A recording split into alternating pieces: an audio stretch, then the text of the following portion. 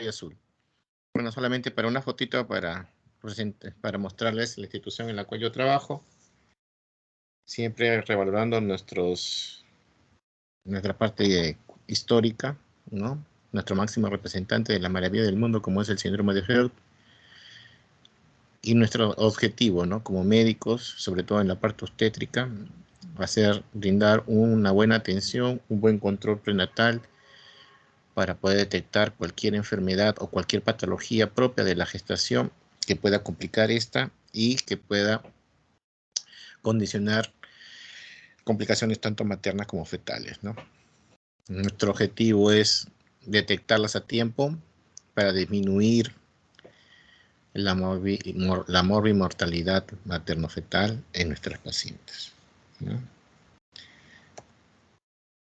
Siempre, bueno, nosotros nos hemos formado con este libro que es ya institucional, ¿no? Sobre todo para los ginecólogos de esta era, ¿no? Como Sir Williams. Un poco de historia, que siempre es bueno recalcar en la génesis, en el origen de estas patologías, ¿no? Se dice que la princesa Carlota de Gales fue una de las pacientes o una de las gestantes que sufrió de este tipo de patología, de este síndrome, ¿no? Después, los principales investigadores de esta patología, como el doctor José Botella, ¿no? Que le da en algún momento una definición, gestosis humana. Luego viene Louis Weinstein, el cual acuña ya el término de síndrome de HELP. Posteriormente, el doctor Sibai, que uno de los grandes representantes y investigadores de esta patología, es en el año 1993, nos da ya la clasificación o los criterios diagnósticos de esta entidad, como es el síndrome de HELP, ¿no? Esta es una foto de una tomografía computada, ¿no?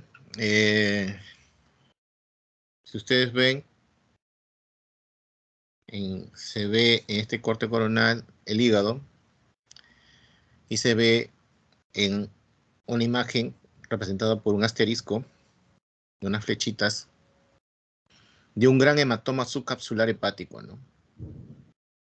Una de las grandes complicaciones que puede presentar esta patología, con alto riesgo de morbimortalidad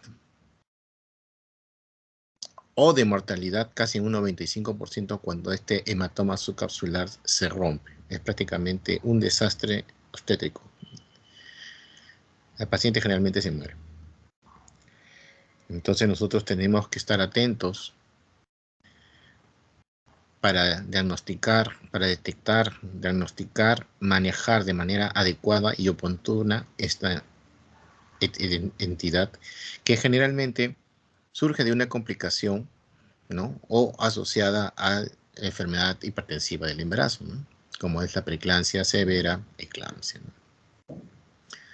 El síndrome de HELP, como las siglas o su nombre se determina, son siglas en inglés, ¿no? La H va asociada a lo que es la hemólisis, ¿no? EL significa enzimas hepáticas elevadas y LP significa low plaques, que son plaquetas, bajas plaquetas, ¿no? O plaquetas bajas. Como les repito, entidad asociada a eclampsia, puede condicionar DPP, pues el AQI puede condicionar injuria renal aguda, puede condicionar edema de pulmón y otras complicaciones como accidentes cerebrovasculares, el hematoma que ya lo hemos determinado, distrés respiratorio, sepsis, púrpura, mortalidad perinatal. Para el síndrome de HELP está imbuido dentro de las patologías obstétricas de clave azul, ¿no? Hay que tener siempre en cuenta sus criterios diagnósticos, ¿no? Como le digo, complicación siempre asociada al embarazo, ¿no? Con una incidencia del 12%. En un 70% se presenta en el anteparto, en un 30% en el posparto. Generalmente el 80% de los casos se presenta dentro de las 48 horas posparto, ¿no? Como ya hemos dicho, el síndrome de HELP se determina, ¿no? Por la hemólisis, ¿no? presencia a nivel del frotis de un estudio de sangre periférica, de esquizocitos, de esferocitosis, enzimas hepáticas elevadas, que son la TGP o la TGO, ¿no? Y el DHL, que es la deshidrogenasa láctica, ¿no? Por TGO, TGP por encima de 70 miligramos por mililitro, ¿no? O 2 veces su basal, y DHL por encima de 600, mayor o igual a 600. Y una plaquetopenia con valores menores a 150.000, ¿no? Este síndrome también puede ser condicionado como un gel completo o un gel parcial.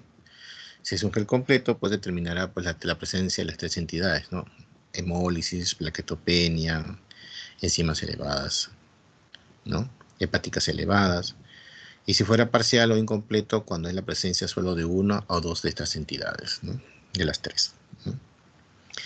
La clasificación, generalmente, como se ve, está en el síndrome de HELLP, tiene tres categorías o tres clases. Clase 1, clase 2, clase 3. La clase 1 es la más severa. Como ustedes ven ahí, la plaquetopenia es menor de 50.000, el DHL está mayor o igual a 600, las transaminasas TGO, TGP mayor o igual a 70, unidades por litro, ¿no? Clase 2, la que está, las plaquetas están entre 50, mayor de 50, menor de 100.000, ¿no? Con las de DHL y la TGP y TGO elevadas.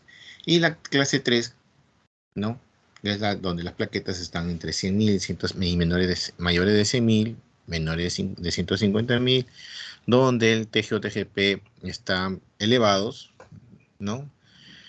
Y el DHL está mayor o igual a 600, ¿no? Que es la de mejor pronóstico en todo caso, ¿no? ¿Qué manifestaciones nos puede presentar o qué cuadro clínico, qué síntomas puede presentar la gestante con este tipo de patología? Bueno, las sintomatologías y las manifestaciones son variadas. Generalmente, lo clásico es dolor en el epigastrio, dolor en el cuadrante superior derecho o el hipocondrio derecho, ¿no?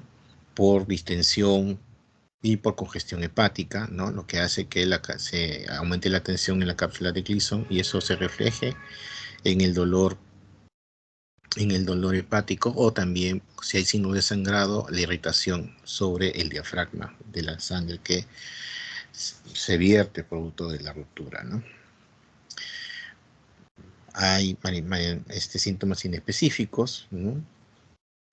Hay proteinuria, hay hipertensión, puede presentar náuseas y vómitos, puede presentar cefalea, ¿no? Momento de la presentación, podemos presentar que puede ser después del parto, antes del parto, ¿no?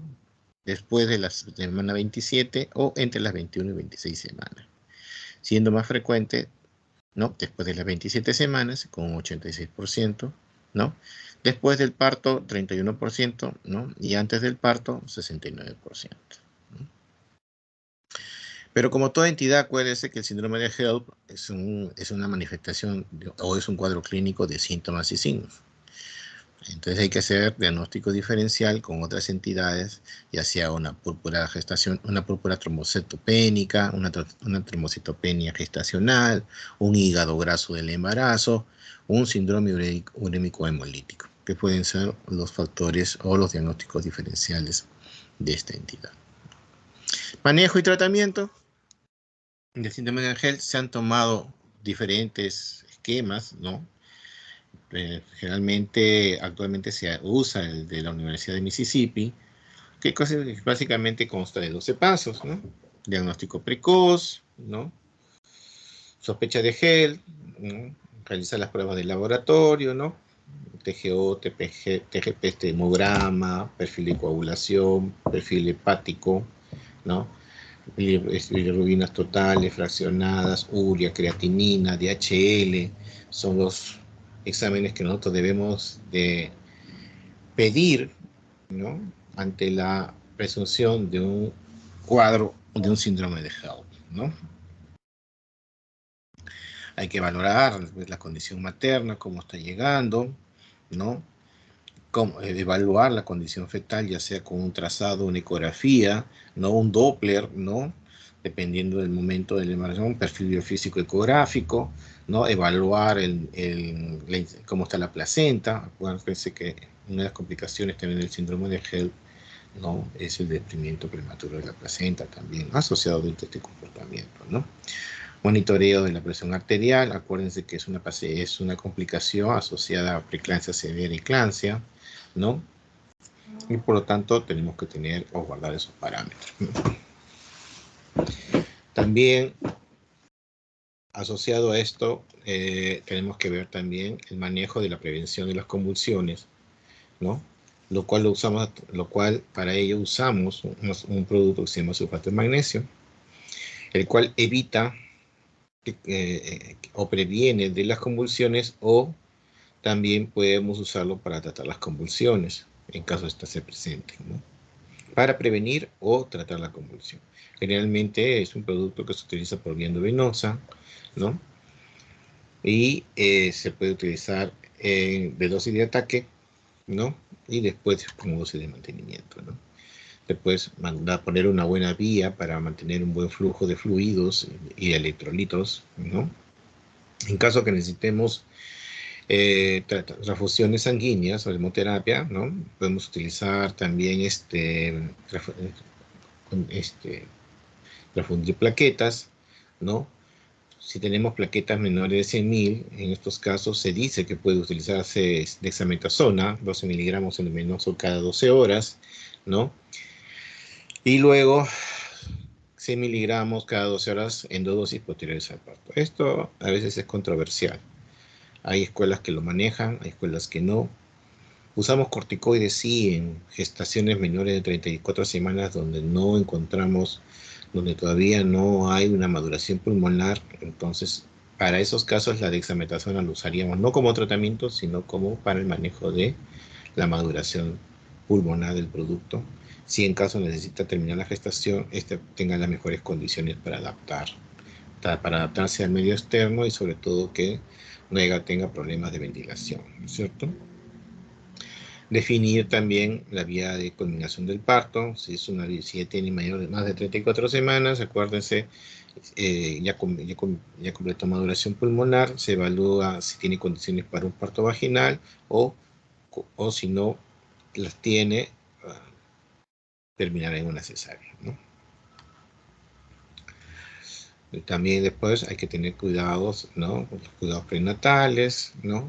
Tratamiento intensivo en el posparto. El síndrome de HELLP se puede manifestar primariamente en un periodo posparto. O sea, como les digo, ¿no? Hay que tener cuidado con la paciente, hacerle un seguimiento, síntomas, ya los hemos mencionado, sobre todo dentro de las primeras 48 horas. Es raro encontrar un HELP después a los 7 días, ¿no? Los primeros 7 días. Las complicaciones generalmente se pueden presentar dentro de las primeras 48 horas, inclusive puede presentarse apertura hepática, que tengan mucho cuidado, sobre todo en esas pacientes que han tenido preeclampsia severa, ¿no? O que esté asociado, que haya tenido síndrome de HELLP, ¿no? Entonces, esto es controversial. Actualmente, muchas escuelas ya no suelen usar corticoides, ¿no? Con plaquetas menores de 40.000 hay que darle concentrado de plaquetas, ¿no? Cada concentrado tiene 10.000 unidades, ¿no? Entonces hay que valorar eso a la hora de transfundir, ¿no? Una gestación mayor de 34 semanas, recapitulando, terminar la gestación, ya sea por cualquiera de las dos vías, ¿no? Ver y valorar el hígado, ¿no? Dependiendo de la sintomatología, sobre todo si hay epigastralgia y dolor en el hipocondrio derecho, ¿no? Si hubiera un hematoma, valorar a través de tomografía la lesión, generalmente es reposo y no se toca el hematoma para nada, ¿no? Como les digo, la ruptura de estos hematomas es una catástrofe, es una verdadera emergencia, ¿no? En el caso que hubiera cirugía o cesárea y hubiera que dejar drenes, siempre dejar uno en cavidad y otro en la pared, ¿no? Gestaciones menores de 34 semanas, acuérdense siempre, maduración pulmonar con dexametasona, 6 miligramos cada 12 horas por 4 dosis, o betametasona, 12 miligramos cada 24 horas por 2 dosis. Bueno, nosotros también en el seguro se ha actualizado la guía del manejo de las claves obstétricas, ¿no? La última modificación, actualización, ha salido ya con resolución del 18 de julio del 2021, ¿no? Donde se aprobó el sistema de alarma y emergencias obstétricas mediante la activación de las claves del Seguro Social. Nosotros manejamos unas claves que pues, son casi parecidas a las del MINSA, ¿no? Prácticamente se maneja casi igual, ¿no? En uno de sus artículos, ¿no? En el artículo 13 habla de la clave azul obstétrica, ¿no? Donde nos dice que el manejo de clave azul es fundamental para disminuir la mortalidad, ¿no? Materna por enfermedad hipertensiva del embarazo, la que constituye la primera causa de mortalidad materna directa en el Seguro Social. Clave azul obstétrica, ¿no? Alarma y respuesta inmediata ante el daño identificado de una enfermedad hipertensiva del embarazo, con signos de severidad y las complicaciones agudas que se derivan de estos signos de severidad, ¿no? Ya sea en gestantes o pacientes puérperas, ¿ya? En cualquier sistema de la red prestacional del seguro, ¿no? Síndrome de Hell es una complicación de la preeclampsia-eclampsia, que se caracteriza, como ya sabemos, por hemólisis, enzimas hepáticas elevadas y plaquetas bajas, ¿no?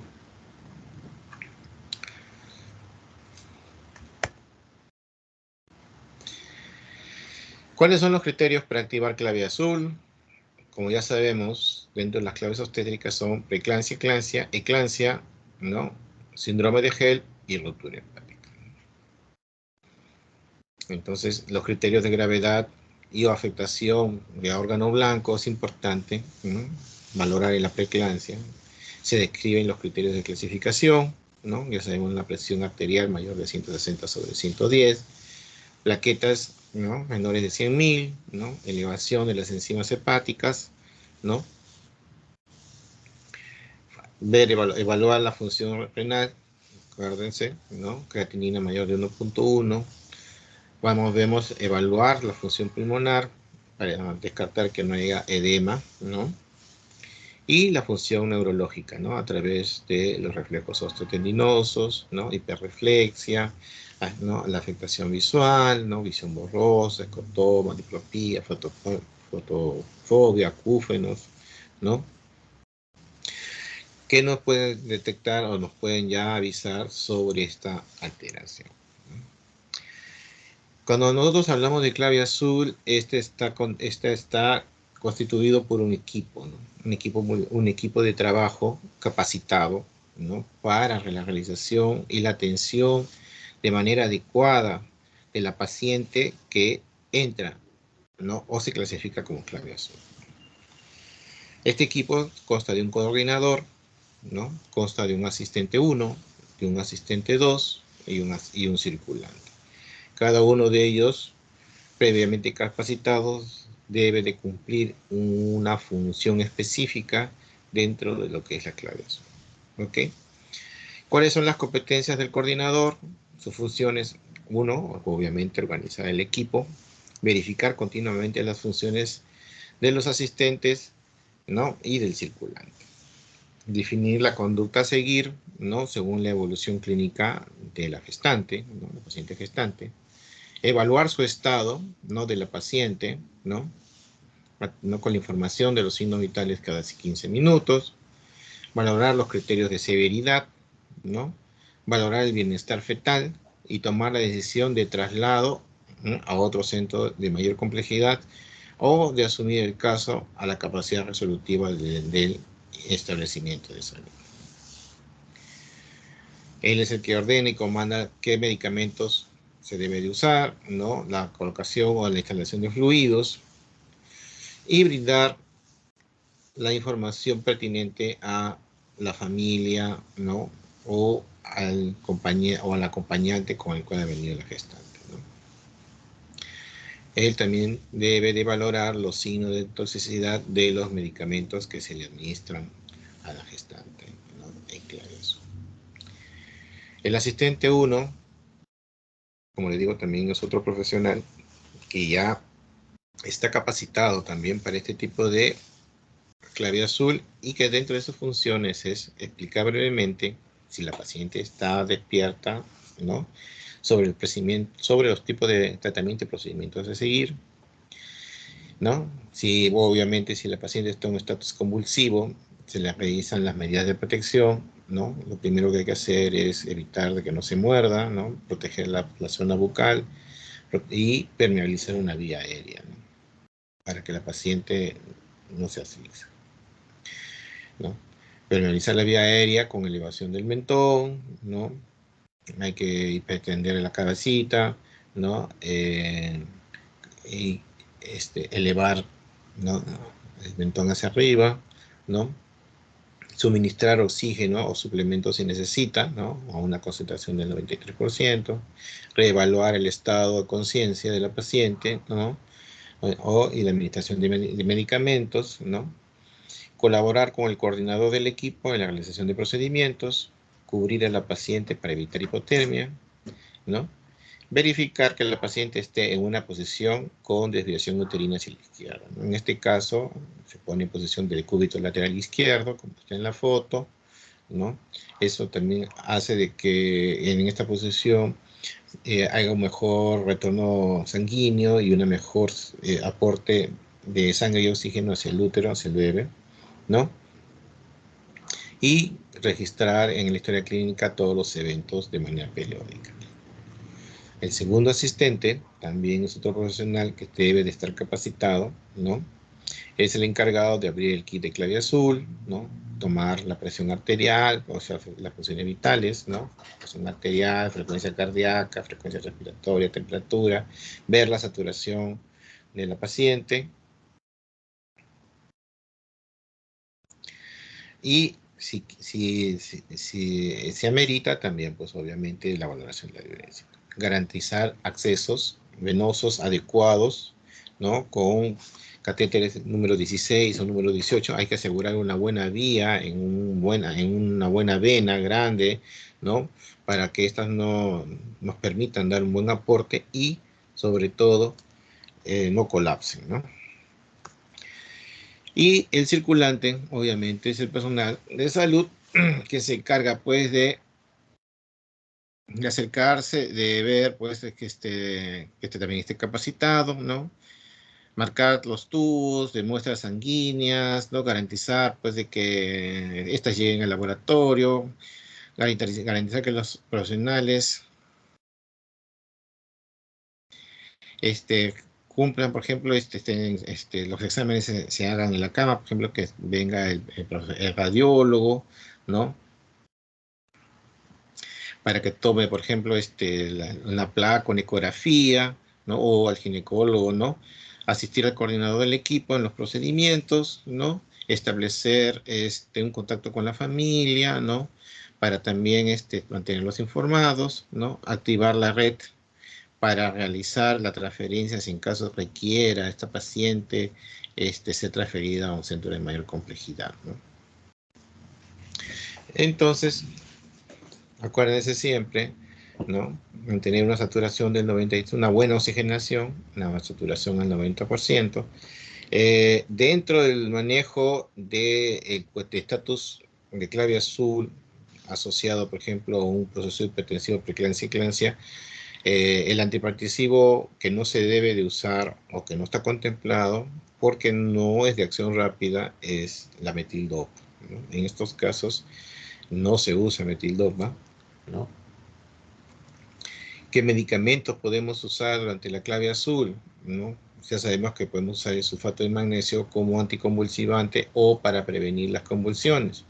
Si fuera una preeclampsia, podemos usar más o menos se indica 4 gramos endovenoso, ¿no? Completarlo en 100 centímetros cúbicos, o si no se pudiera tener una buena vía, 2 gramos en cada nalga, ¿no? Como dosis de ataque, ¿no? Si fuera intramuscular, si fuera endovenoso como acá, entonces se completa a 100 y se pasa, ¿no? En 15 a 20 minutos. Luego de darle una dosis de ataque, se puede iniciar una dosis de mantenimiento con 1 gramo de sulfato de magnesio oro. Acuérdense que la ampolla de sulfato de magnesia tiene 2 gramos, entonces la que tenemos acá en el Perú, ¿no? Al 20%. Entonces, ustedes 2 gramos, que son más o menos, ¿no? 20 centímetros cúbicos, se completa con cloruro y se pasa por Bolutrol en 15 a 20 minutos, teniendo en cuenta que puede haber un poquito de puede haber rubicundez, puede haber calor, a veces aumenta un poco la temperatura, la paciente se pone pletórica, tengan cuidado. Eso es normal, ¿no? Y luego, como dosis de mantenimiento, se pueden poner 5 ampollas en un cloruro de 1000 y pásenle 100 cc, ¿no? Por hora, que equivale, que contiene 1 gramo de sulfato de magnesio como dosis de mantenimiento. En caso de eclampsia, la dosis es mayor. Perdón. Son 3 ampollas diluidas completadas en 100 cc de cloruro y se pasan en 15 a 20 minutos. Y la dosis de mantenimiento, bueno, acá son 2 gramos, entonces ya no sería, ¿no? Por hora. Entonces acá tendríamos que poner, ¿no? 10 ampollas en un cloruro para que pasar más o menos 2 gramos por hora, ¿no? Si la presión que encontramos, acuérdense que el síndrome de HELP va asociado siempre con concomitante a un proceso hipertensivo del embarazo. Si este es mayor de 160 sobre 110, el antihipertensivo que usamos generalmente por vía oral es el nifedipino, ¿no? 10 miligramos vía oral se pueden administrar cada 20 minutos, ¿no? Cada 20 a 30 minutos, ¿no? Por 2 horas, ¿no? Luego, de mantenimiento puede usarse nifedipino de 30 miligramos o de 20 miligramos, ¿no? Como dosis de mantenimiento. En otras realidades o en otros momentos, en UCI, podemos utilizar el labetalol, 20 miligramos, ¿no? Endovenoso lento, ¿no? Pasarlo en 1 o 2 minutos y repetir una segunda dosis si en caso no bajará la presión arterial, ¿no? Y, ¿no? Como mantenimiento. Generalmente esto lo usamos pues en hospitales de mayor nivel. Generalmente en los hospitales de inicio, en las emergencias, la nifedipino es el producto que tenemos a la mano, ¿no? Y se le puede administrar a la paciente. El objetivo es bajar un 20 a 30, a un promedio de un 20 a 30% de la presión arterial. No bajar la dosis a presiones normales, ¿no? Que baje a 150 a 130, entre 130 a 140 o 105, entre 130 y 150 es lo que es el objetivo contemplar, ¿no? Después valorar también si hay insuficiencia cardíaca materna, ¿no? Si es que, como encontramos bradicardia, ¿no? Materna menor de 60 latidos por minuto. Si volviera, a pesar de estar usando sulfato de magnesio, volviera a convulsionar, se puede iniciar, ¿no? Sulfato de magnesio 2 gramos en 20 minutos. Si las convulsiones persistieran, ¿no? A pesar de utilizar el sulfato de magnesio, nuestro anticonvulsivante de segunda línea, ¿no? Es el diazepam. Usar 5 a 10 miligramos, ¿no? ¿No? Endovenoso, ¿no? En 5 a 10 minutos se debe de pasar, ¿ok?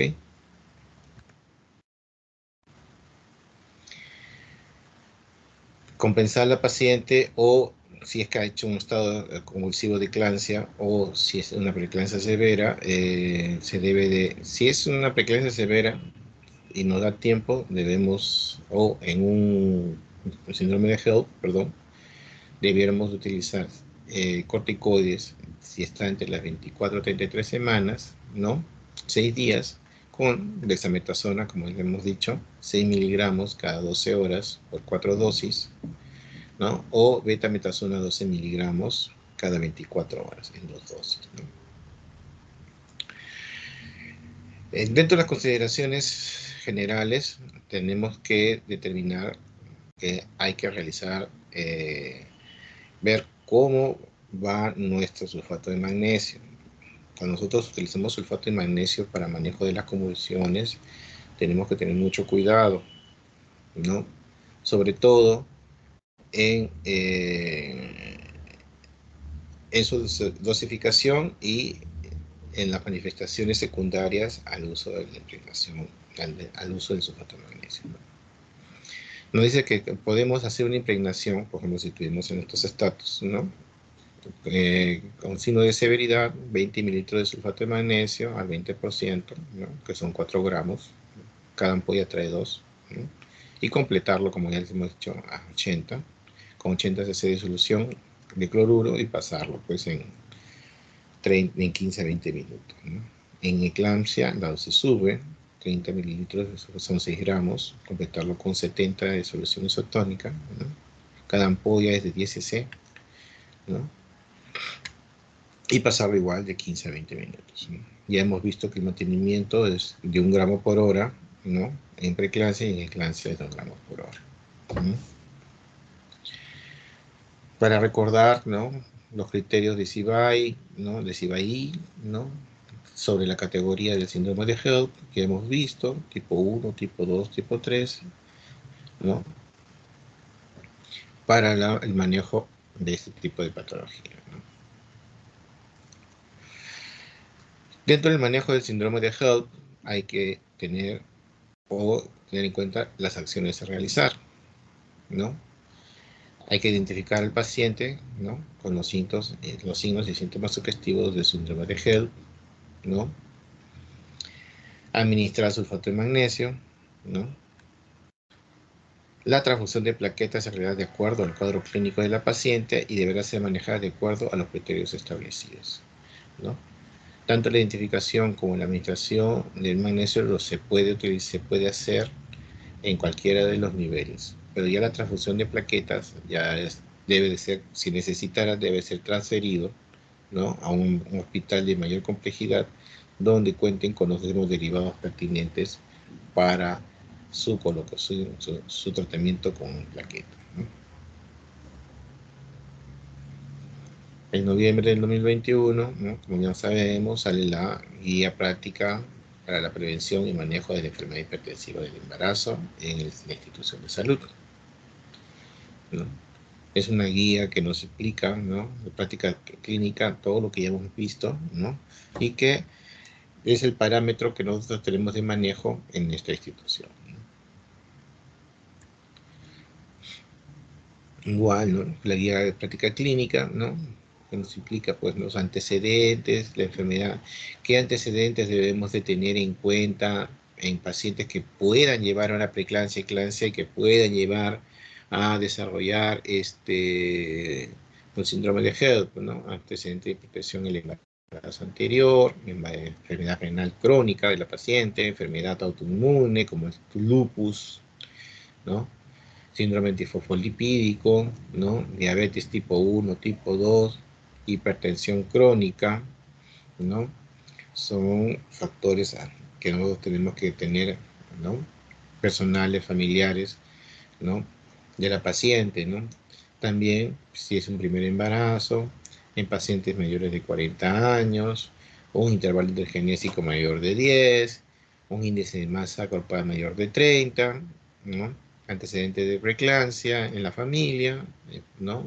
Embarazo múltiple y y también se describe ahora uso de técnicas de reproducción asistida. Acuérdense que ahora hay mayor cantidad de tratamientos de fertilidad, ¿no? Asociado a múltiples factores causales que ya les he mencionado, ¿no? Y generalmente son pacientes por encima de 35 años. Entonces, no hay mayor riesgo, ¿no? Porque ya la paciente llega con una serie de comorbilidades. Ya una paciente por encima de 35 años Ya puede tener presión, hipertensión arterial, puede tener diabetes, obesidad, ¿no? Alguna enfermedad autoinmune, ¿no? Que pueden condicionar, pues, mayor riesgo, ¿no? De preeclampsia, ¿no?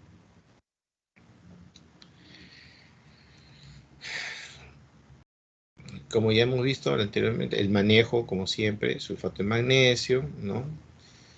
El sulfato de magnesio es la primera línea, es el medicamento de primera línea para el manejo de las convulsiones y prevenir las convulsiones. Es un estabilizador de membrana a nivel de entre la sinapsis neuronal, ¿no? Después podemos utilizar el diazepam, ¿no? Son las vías de manejo que tenemos ahora, ¿no?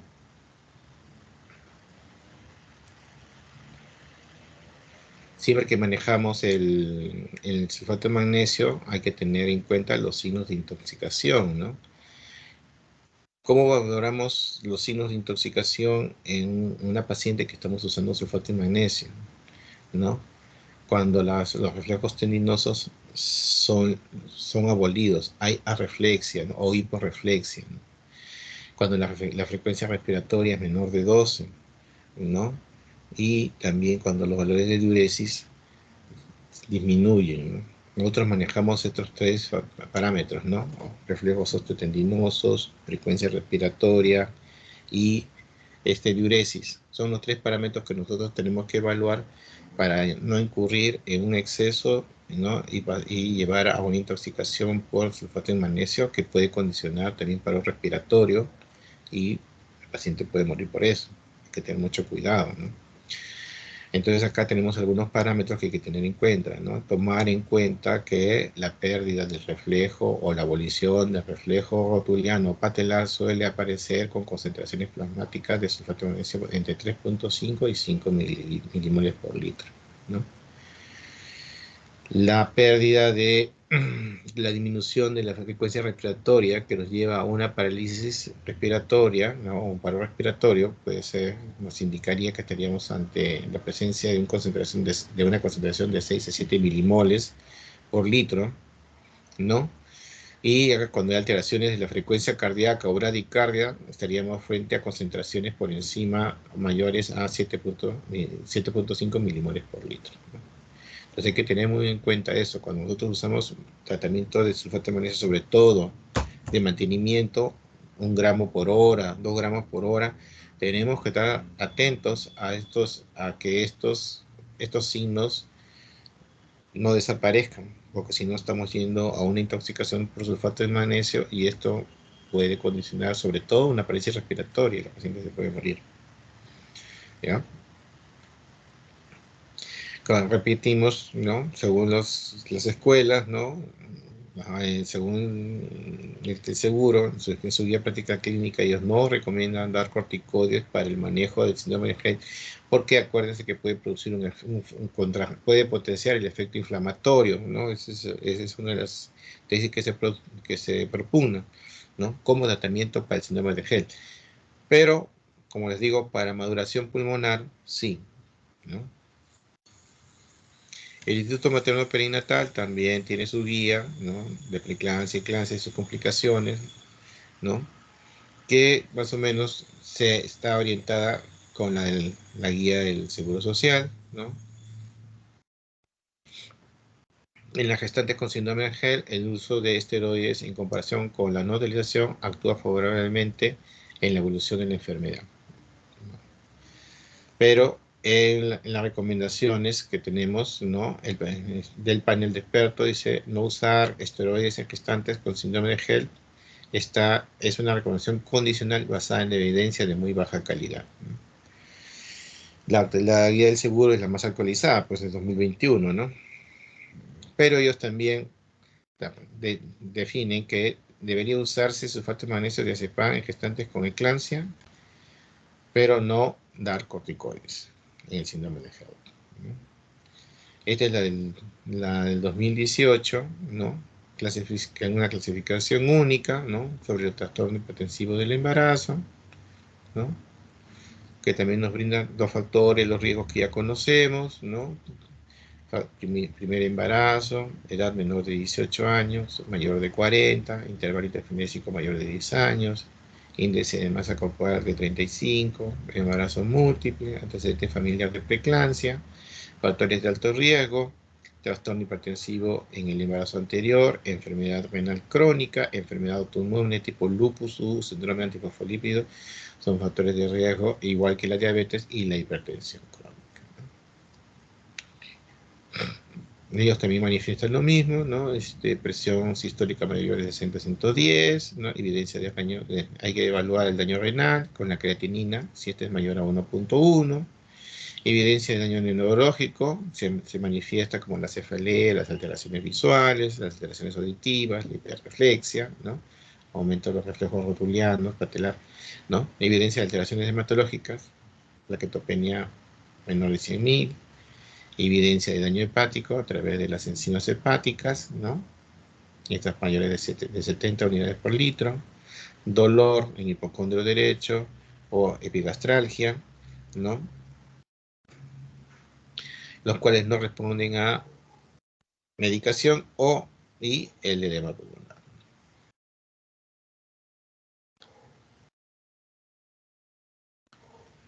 Valoran que el síndrome de HELLP como complicación aguda está caracterizada por lo que ya hemos visto, una anemia hemolítica, microangiopática, demostrada por un frotis periférico, donde tenemos la eferocitosis, la exquisitocitosis, la hiperbilirrubinemia, ¿no? De mayor a 1.1, a predominio indirecto, ¿no? La tasa de deshidrogenasa láctica, el HDL, ¿no? O el LDH, perdón, mayor a 600, ¿no? Elevación de las enzimas hepáticas, ¿no? PGO, y una plaquetopenia menor de 100.000, ¿no? Es lo que consideran también en el Ministerio de Salud. Las guías son básicamente parecidas, ¿no? Nosotros nos referimos más que todo a las guías del Instituto Materno Perinatal. Acuérdense que ellos son institutos, pues, que manejan una casuística gestacional obstétrica más elevada que la de nosotros, ¿no? Los manejos son casi parecidos, ¿no? Su clave azul, ¿no? En enfermedad hipertensiva del embarazo, que ya nosotros sabemos, ¿no? Hipertensión gestacional, preeclampsia, ¿no? Eclampsia, síndrome de HELLP, ¿no? La hipertensión crónica, ¿no? Que es la que se presenta antes de las 20 semanas. La hipertensión crónica con preeclampsia sobreañadida, ¿no? Los criterios de diagnóstico, ¿no? Presión mayor o igual a 110, de 160 sobre 110, proteinuria mayor de 3 gramos, edema en la zona de los miembros inferiores, oliguria, ¿no? Cuando la paciente orina menos de 500 cc en 24 horas, la creatinina mayor de 1.2, las manifestaciones neurológicas que hemos visto, cefalea, dolor abdominal, visión borrosa, no acúfenos, hiperreflexia, náuseas, vómitos, ¿no? Estado de estupor, que puede llegar hasta la inconsciencia, ¿no? Todo esto, ¿no? Puede presentar la gestante, ¿no? ¿No? Y si a pesar del tratamiento no controlan la hipertensión, persisten los signos premonitorios de eclampsia, plaqueta menor de 100.000, transaminasas elevadas, edema agudo del pulmón, compromiso de la función renal, puede haber desprendimiento prematuro de placenta, alteraciones en el monitoreo fetal electrónico, ¿no? Un perfil biofísico alterado, ¿no? Menor de 6, oliguamios severos, ¿no? Restricción de crecimiento uterino, flujometría Doppler ecográfica alterada, ¿no? Y si existen signos de sufrimiento fetal, se debe de finalizar la gestación, sea la edad gestacional que tenga, ¿no? Solo para volverles acá a presentar, ¿no? Las complicaciones, o una de las mayores complicaciones que tiene el síndrome de HELLP, ¿no? A la izquierda ven también una imagen, ¿no? De un hígado en el cual se encuentra ahí una gran lesión, un gran hematoma subcapsular, ¿no? Igual acá, en el lado derecho. Generalmente el hematoma subcapsular se ubica en el lóbulo derecho, generalmente, ¿no? Acá también, acá se ve mucho mejor, miren, que es un hematoma subcapsular. Acá tenemos un gran hematoma subcapsular. Prácticamente el pronóstico acá debe ser muy sombrío porque prácticamente está comprometido gran parte del lóbulo derecho, ¿no? Las alteraciones a nivel hematológica, ¿no? La esferocitosis, ¿no? En el fotis periférico. En algunos casos conocen síndrome de Hell, cómo se afecta el parénquima hepático, la infiltración, la congestión venosa que hay, ¿no? Que es lo que condiciona el aumento de que el tejido hepático se vuelva más friable, más gelatinoso, por decirlo así, y que conlleve pues a la ruptura de estos capilares sinusoidales y condicione pues los hematomas que se han visto en la imagen anterior. Signos y síntomas, ¿no? Más frecuentes, ¿no? Con el síndrome de Hell, la proteinuria, la hipertensión, dolor en el cuadrante derecho, ¿no? Superior derecho o en el hipocondrio derecho, ¿no? Dolor epigástrico, náuseas y vómitos, dolor de cabeza, cambios visuales, ¿no? Son los síntomas más frecuentes asociados a síndrome de Hell. Acá también los criterios que hemos visto, ¿no? El manejo del síndrome de Hell, menor de 32 semanas, entre las 32 y 34 semanas, mayor a 34 semanas, ¿no? Administrar corticoides, también se administra corticoides, mayor de 34 semanas ya no, ¿no? Acá el manejo dependerá del grado de severidad para hacer un manejo, entre comillas, expectante, ¿no? Pero generalmente estas pacientes se deterioran rápidamente y terminan en culminación del embarazo, ¿no? Que es al final el tratamiento definitivo, al igual que la preeclampsia, ¿no? Culminar la gestación y con eso controlar esta entidad, ¿no? O que progrese y se complique más, ¿no? Acá está también una foto para que ustedes vean, ¿no? Un gran hematoma subcapsular roto, ¿no? Que se ha extendido sobre todo el lóbulo derecho. Acuérdense que el lóbulo derecho es el lóbulo más grande del hígado, ¿no? Miren, prácticamente más del 50% comprometido, ¿no? El pronóstico es malo, ¿no?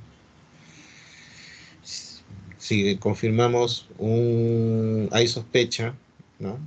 Ya sea por síndrome de preeclampsia, eclampsia con síndrome de HELLP, ¿no?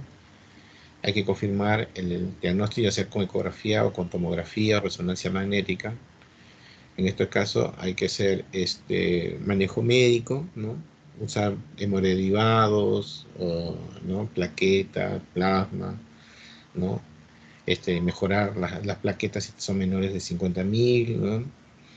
Y con eso conducta expectante, ¿no? Y si hay una rotura hepática, bueno, está indicada en este caso la laparotomía, ¿no? Para el manejo, hacer tapón, poner parches, hacen empaquetadura, packing, ¿no? Ponen gasas y colocan drenes y a la expectativa de cómo evoluciona la paciente. Pero como le digo, generalmente el 95% de las pacientes fallecen, ¿no? Un compromiso es muy grande, ¿no? Otro compromiso, otra complicación asociada al síndrome de HELP es pues también el abrupto placente, ¿no? O el desprendimiento prematuro de la placenta, ¿no? Como ya hemos recordado, acá están los chistosos, los grandes imitadores, ¿no? Solamente para que no se duerman.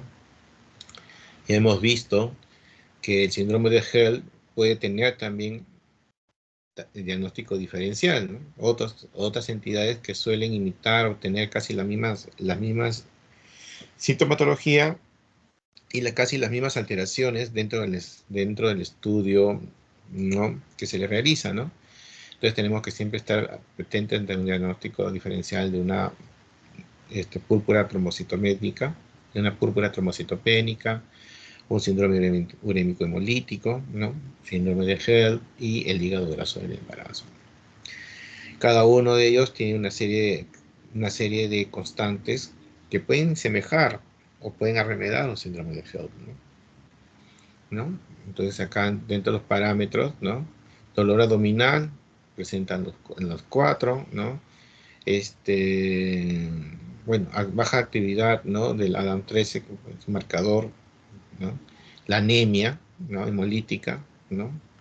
¿No? El DHL, que es la desoxigenasa láctica, ¿no? Cómo se encuentran los valores, ¿no? Muy elevada, post-cruz es una cruz, elevación de las transaminasas, fiebre, ¿no? Trastornos visuales, ¿no? Dolor de cabeza y trastornos visuales, hipertensión, ¿no? Náuseas y vómitos, proteinuria, trombocitopenia, ¿no? Factor von Willebrand alterado, ¿no? Y la hipoglicemia. Entonces hay que valorar estos parámetros para definir en algunos casos cuando tenemos un cuadro dudoso de HELP, ¿no? Hacer un diagnóstico diferencial contra las otras entidades, ¿no? Entre las características más importantes, por ejemplo, síndrome de HELP no cursa generalmente con hipoglicemia, ¿no? Se dice que puede condicionar cuando hay una falla aguda, una fuerte falla aguda puede condicionar hipoglicemia, pero esta va asociada generalmente a hígado graso del embarazo, ¿no? No se encuentra tanto en la púrpura ni en el síndrome urémico hemolítico, ¿no? O sea, hay factores que son más predominantes, ¿no? Que los hacen sospechar, nos pudieran orientar un diagnóstico diferencial que no sea síndrome de HELP. Pero acá, como te digo, estos son los grandes imitadores del síndrome de HELP, ¿no? Entonces hay que tener mucho cuidado, porque hay presentaciones no típicas en las cuales nos hacen sospechar. Puede ser un síndrome de HELP y a veces la evolución es tórpida, es una evolución errática y al hacer una valoración a veces no resultó ser un síndrome de HELP, sino de repente resulta uno de estos imitadores de un síndrome de HELP. ¿Ok? Bueno, eso era todo lo que quería expresarles hoy día en la noche. No los he querido cansar.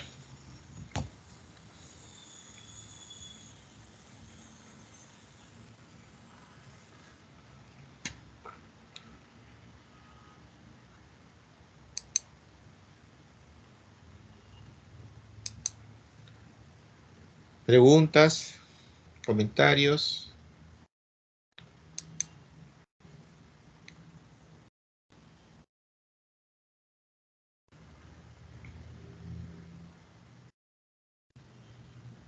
De modo, doctor.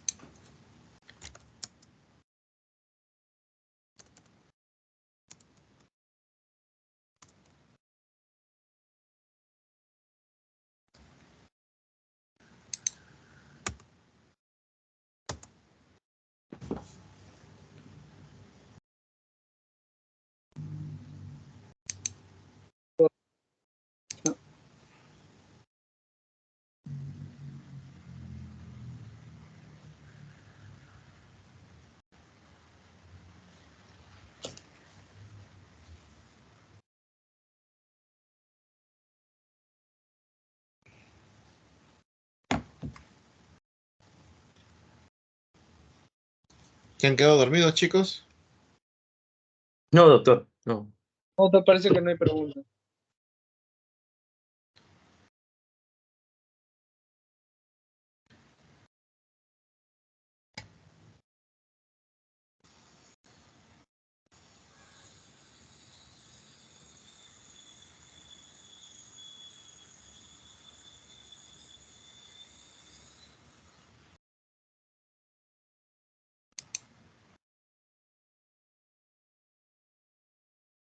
Brian, ¿algún comentario?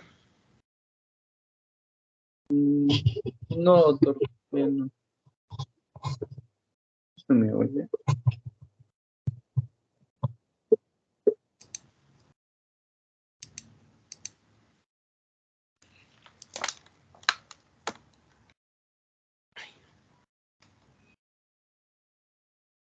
Aló. Brian. Doctor, ¿no me escucha? Yo Sí, estoy sí. hablando. Sí, doctor, parece que mi compañero no tiene ningún comentario, pregunta. Pues, Ya. Solamente para recalcar, el síndrome de ovario, el síndrome de HELP, es una entidad que hay que saberla manejar y detectar rápidamente. El síndrome de HELP generalmente va asociado al, ¿cómo se llama? A la preeclampsia. Entonces, este síndrome es de un comportamiento bien errático y es ¿cómo se llama? De evolución muy agresiva. Una paciente puede complicarse en horas. A veces el problema no es tanto la combinación del manejo, no es tanto por la preeclampsia severa en sí, sino por el compromiso de esta entidad, ¿no? Que condiciona un evento terrible durante el embarazo, ¿no? Y con mal pronóstico sobre la gestación, sobre la paciente que ya de por sí ya tiene una preeclampsia severa, ¿no? Y hay que definirlo rápido, hay que manejarlo y definirlo rápidamente. Es una entidad que en horas, como les comento, puede condicionar complicaciones muy severas y a veces con pérdidas lamentables, tanto como la muerte de la madre y la muerte del feto, porque puede condicionar también DPP, ¿no? Deprimimiento prematuro de placenta, ¿no? Y hemos tenido casos bien dramáticos. Entonces uno tiene que estar atento. Preeclampsia severa y síndrome de HELP, es bien raro encontrar un síndrome de HELP sin preeclampsia severa, es rarísimo. Se describen algunos, pero generalmente va asociado a preeclampsia severa, ¿no? O eclampsia. Los cuadros eclánticos generalmente son raros, puede haber, no le digo que no, sobre todo en las zonas de provincia o en los periféricos donde no hay, ¿cómo se llama? A veces una atención adecuada o por desconocimiento, por ignorancia, no van a sus controles prenatales. A veces en las pacientes que son grandes multíparas, ya ellas conocen cómo es más o menos el manejo y se pierden, ¿no? Y esta es una entidad que puede presentarse en cualquier embarazo, en una primeriza, en una añosa, en una multigesta, ¿no? Puede presentarse y a veces llegan pues ya en estados calamitosos, ¿no? Y a veces no se puede hacer mucho, ¿no? A veces ya vienen con producto evitado o con DPP, ¿no? Y ellas a veces en mal estado general, o se complican en horas, ¿no?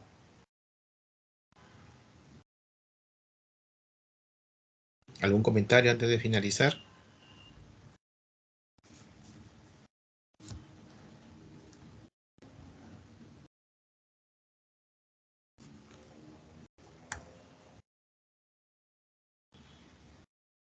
Este tipo de pacientes llegan por emergencia y llegan generalmente en la madrugada, cuando todo el mundo está durmiendo, o quiere irse a dormir, por si acaso.